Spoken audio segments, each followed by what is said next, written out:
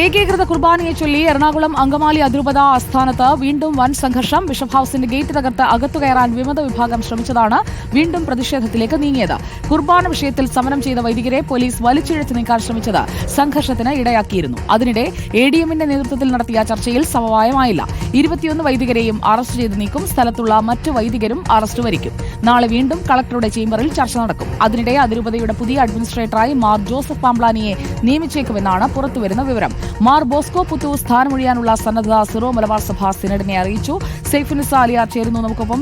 സൈഫുനിസ അലിയാർ, നിലവിൽ സമവായത്തിലേക്ക് കാര്യങ്ങൾ എത്തുന്നുണ്ടോ അതോ കൂടുതൽ വഷളാവുകയാണോ?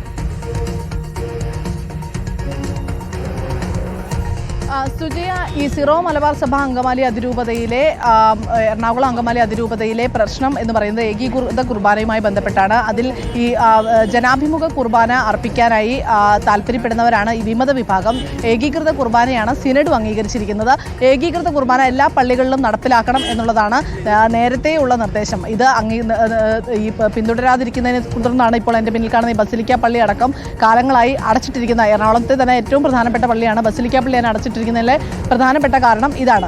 ഇവിടെയാണ് എപ്പോഴും വിമത വിഭാഗത്തിന്റെ പ്രതിഷേധ സമരങ്ങൾ ഉണ്ടാകാറുള്ളത്. തൊട്ടടുത്താണ് ഈ അപ്പസ്തോലിക് അഡ്മിനിസ്ട്രേറ്റർ ബോസ്കോ പുത്തൂരിന്റെ ബിഷപ്പ് ഹൗസ് ഉള്ളത്. ഈ ബിഷപ്പ് ഹൗസിനകത്താണ് കഴിഞ്ഞ 3 ദിവസമായി കൂരിയെ മാറ്റിയതിനെതിരെ പ്രാർത്ഥനാ യജ്ഞം നടന്നിരുന്നത്. ഇന്ന് രാവിലെ 5:15 പോലീസ് ഈ ബിഷപ്പ് ഹൗസിൽ എത്തി. ഈ എത്താനുള്ള കാരണം എന്ന് പറയുന്നത് അപ്പസ്തോലിക് അഡ്മിനിസ്ട്രേറ്റർ പോലീസിന് നിർദ്ദേശം കൊടുക്കുകയും ഇന്ന് താൻ സിനഡ് കഴിഞ്ഞ് അവിടേക്ക് എത്തുന്നു, അഡ്മിനിസ്ട്രേഷന്റെ പ്രവർത്തനം അടക്കം മുന്നോട്ട് കൊണ്ടുപോകേണ്ടതുണ്ട്, ബിഷപ്പ് ഹൗസിന്റെ പ്രവർത്തനം താളം തെറ്റി കിടക്കുകയാണ്, അതുകൊണ്ട് അവിടെ ഒരു വർക്ക് ചെയ്യാനുള്ള അന്തരീക്ഷം ഉണ്ടാക്കണമെന്ന് പറയുകയും പോലീസ് അവിടെ കയറി ബലമായി വൈദികരെ പുലർച്ചയോടുകൂടി പിടിച്ചു നീക്കുകയുമായിരുന്നു.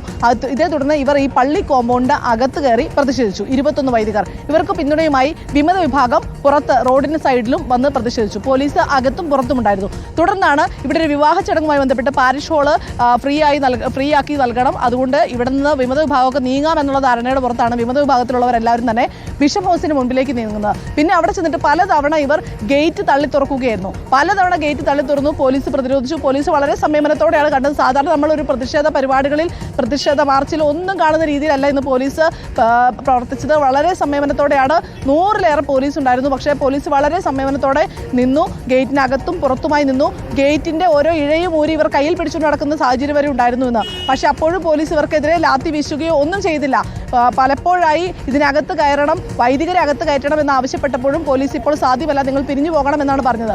പിന്നീടാണ് എഡിഎമ്മും ഒപ്പം തന്നെ deputy commissioner of police Ashwathy ജിജിയും സ്ഥലത്തെത്തുകയും സെൻട്രൽ സൗത്ത് സ്പെഷ്യൽ ബ്രാഞ്ച് ACPമാരുടെ നേതൃത്വത്തിൽ ചർച്ച നടത്തുകയും ചെയ്തത്. ആദ്യം 3 വൈദികരുമായി ചർച്ച നടത്തുകയും പിന്നീട് ഈ വിമത വിഭാഗത്തിലെ എന്നറിയാൻ നമുക്ക് കാത്തിരിക്കാം. സൈഫുനിസ, രാവിലെ മുതലുള്ള കാര്യങ്ങളാണ് ഇപ്പോൾ വിവരിച്ചത്. സംഘർഷം, ഭീഷണി, വീണ്ടും സംഘർഷം, അതാണ് നമ്മൾ എറണാകുളം അങ്കമാലി അതിരൂപതയ്ക്ക് മുന്നിൽ കണ്ടുകൊണ്ടിരുന്നത്. ഇതിനൊരു പരിഹാരം ഉണ്ടാകുമോ? വിമതർ അവിടെ നിന്ന് പിൻവാങ്ങുമോ? അതാണ് അറിയേണ്ടത്.